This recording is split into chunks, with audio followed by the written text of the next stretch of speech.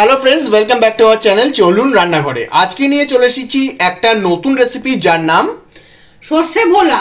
সর্ষে ভোলা। তো যারা যারা জানেন না কি করে এইটি রান্না করা হয় তাদের কিন্তু আজকের এই ভিডিওটি দেখে একদম পারবেন। তাহলে চলুন বেশি সময় নষ্ট না করে শুরু করা যাক। প্রথমে আমি মাছটা ভেজে নিয়েছিলাম, আপনারা দেখেছেন।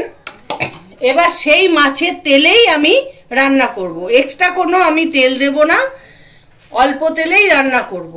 প্রথমে আমি একটু চিনি দিয়ে দিচ্ছি। আচ্ছা, চিনিটা হচ্ছে কালারের জন্য, ভালো কালার হবে সেই জন্য আমি চিনিটা দিলাম। বাহ, যাদের একটু কালার পছন্দ তাহলে তাদের জন্য তো তাহলে অল্প একটু দিয়ে দিলেই, মানে চিনিটা দিয়ে দিলে তাহলে খুব ভালো লাগবে তাদের।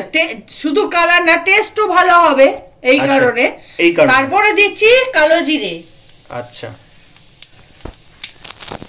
কালো জিরেটা দেওয়ার পর আমি দিচ্ছি, এবার পরপর আমি দিয়ে দেবো সব জিনিসগুলো। এবার দিচ্ছি সর্ষে বেটেছি, সেই সর্ষেটা, সর্ষে বাটাটা। হ্যাঁ, কারণ এই প্রোডাক্টটা পুরোটাই, মানে এই রান্নাটা রেসিপিটা পুরোটাই সর্ষের উপর নির্ভর করে আছে, তাই সর্ষেটা তো দিতেই হবে। হ্যাঁ, এবার আমি দিচ্ছি হলুদ গুঁড়ো। ক চামচ হলুদ গুঁড়ো দিচ্ছ? হলুদ গুঁড়ো আমি 2 চামচ দেবো। 2 চামচ। আর দর্শক বন্ধুদের বলে দাও যে মাছটা ঠিক কতটুকু আছে। মাছটা 1 কিলো মাছ আছে, আমি 2 চামচ হলুদ গুঁড়ো দিয়েছি।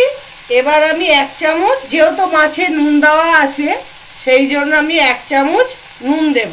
আপনারা স্বাদ মতো নুনটা দেবেন। আর দেব 2 চামচ হচ্ছে এমনি ছোট চামচের 2 চামচ দেব লঙ্কা গুঁড়ো। লঙ্কা গুঁড়োটা, লঙ্কা তো সবাই সমানভাবে খায় না, তাই সেটা আন্দাজ মতোই দিতে হবে। হ্যাঁ, ঝাল যে যেরকম ঝাল খায় সে সেরকম ভাবেই দেবে। এবার আমি একটু মশলা কেন নষ্ট করব, একটু বাটিটা ধুয়ে জল দিয়ে দিচ্ছি, কারণ বাটিটার মধ্যে তো মশলা লেগে থাকে। হ্যাঁ, তো সেগুলো ওয়েস্ট যাতে না হয় সেই জন্য এই ব্যাপারটা করা হয়েছে। এবার আমি নাড়াচাড়া করে দিচ্ছি, মশলাটাকে ভাজা করব। এবার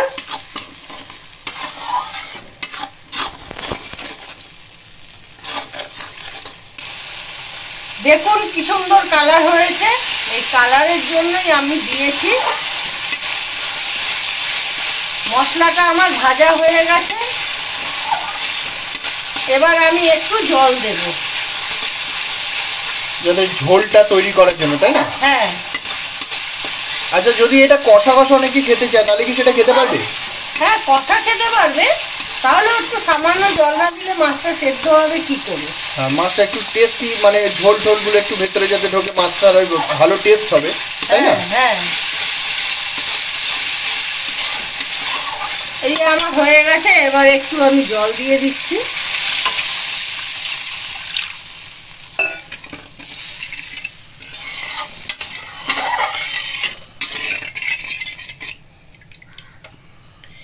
এবার আমি মাছগুলো দিয়ে দেবো।